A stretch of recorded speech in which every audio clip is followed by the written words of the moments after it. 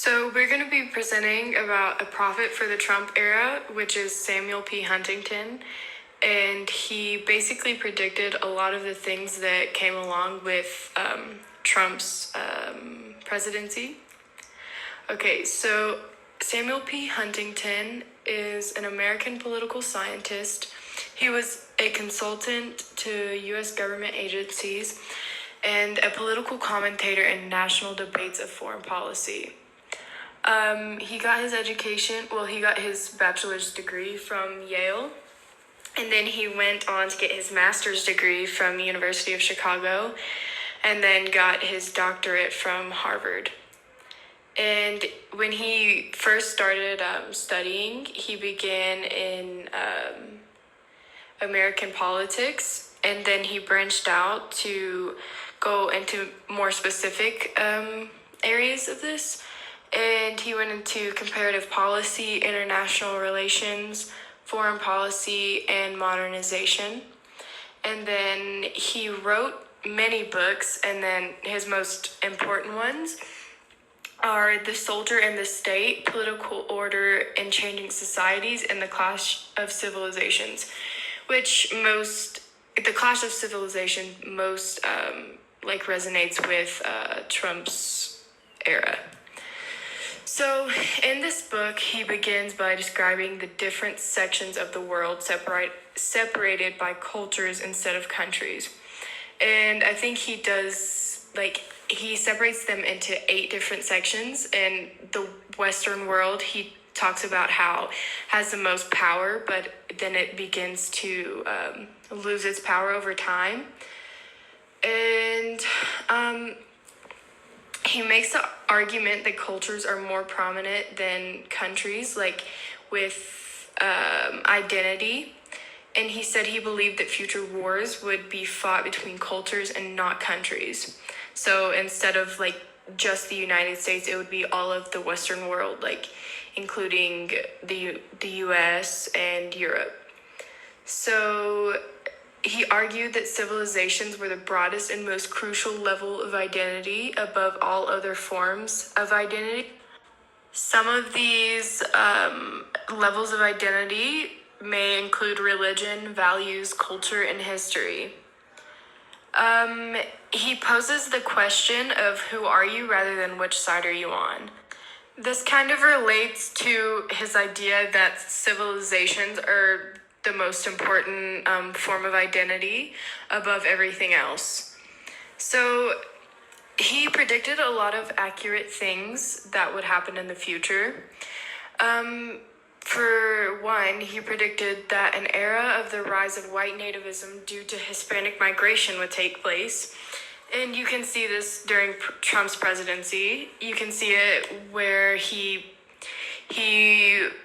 enforces a stricter foreign policy. Another thing he says is that there will be an era that captures the dissonance between working classes and elites.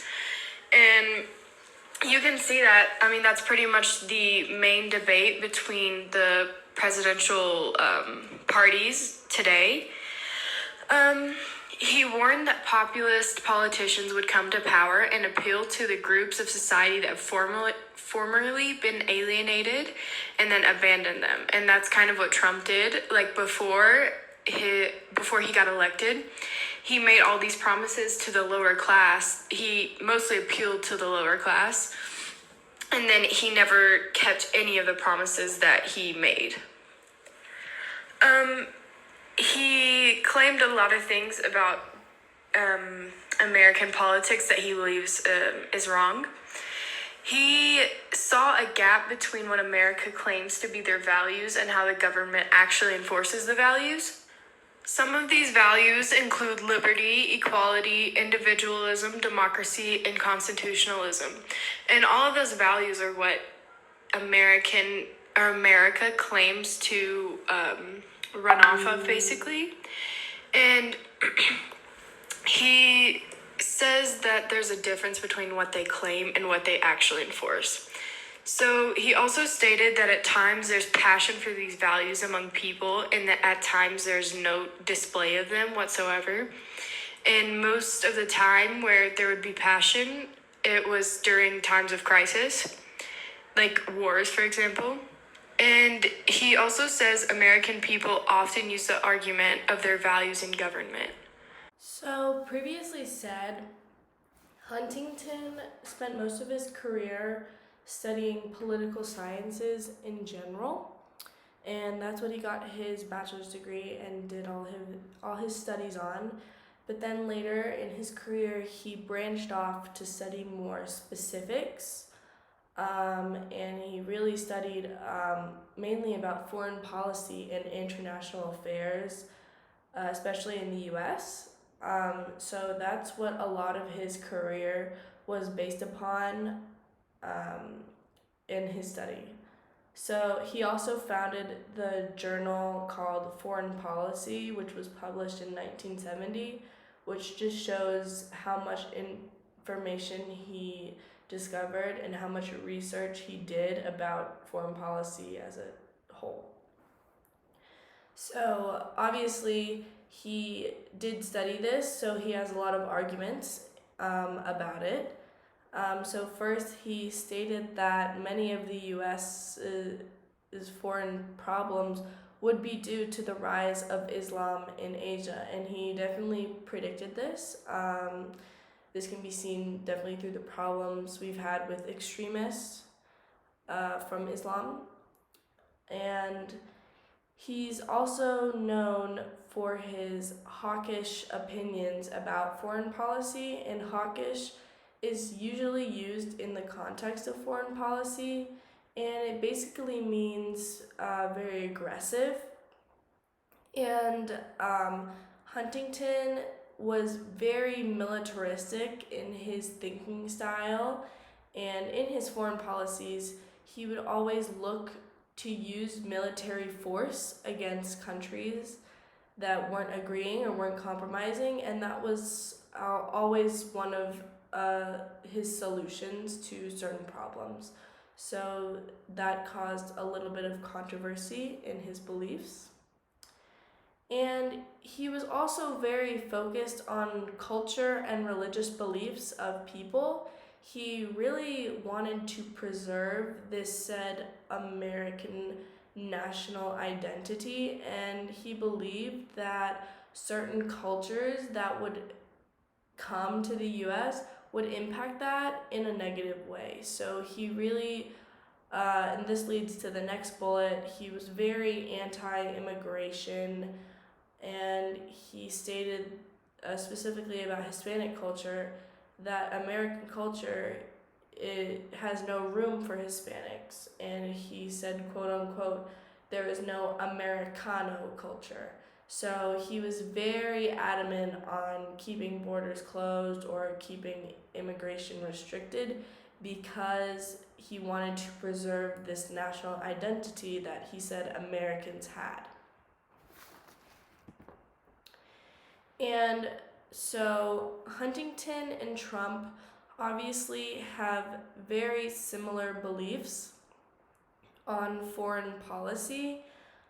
Trump stated that he developed his ideas on his own. He had no real powerful influence, but the closest influence would be Huntington, and it is surprising that Trump did not use Huntington as his inspiration for many of his ideas. They definitely have similar thinking styles, and really the only difference between them is that Huntington wrote hundreds of books about his ideas on foreign policy, and Trump just tweets about them. So there's that maturity difference, but they really are basically saying the same things. And so they are both really anti-immigration. This can be seen in Trump's travel bans from Islamic countries and then North Korea as well, but it was mainly Islamic countries. And also his restrictive immigration rules for Hispanic and Islamic countries. And then Huntington expresses these ideas and messages in many of his books, And he definitely predicted future problems with Hispanic and Islamic countries. So he was very, very anti immigration with his policies. And they also state that having restricted immigration is a way of protecting the people of the United States, specifically against Islamic countries. And it can be seen because of extremists, so that is their justification. And since extremists have posed a threat in the past to the United States, restricting immigration from these types of countries will protect the people of the United States. But Trump argues that the fight is not with the religion of Islam as a whole. It's just a fight against extremists. And he says that, but he still puts restrictions on all Islamic countries. So if he really believed that the fight was just against extremists, then he would find a better way than to just put restrictions on all Islamic countries. And Huntington was more direct in his opinion, and he stated that he feared that the rise of Islam as a whole would impact all parts of society. Islamic ideas would be implemented in government decisions and styles of government and types of government. So he really feared that the Islamic religion would take over in a sense, and he believed that the people of Islam believe that they are superior.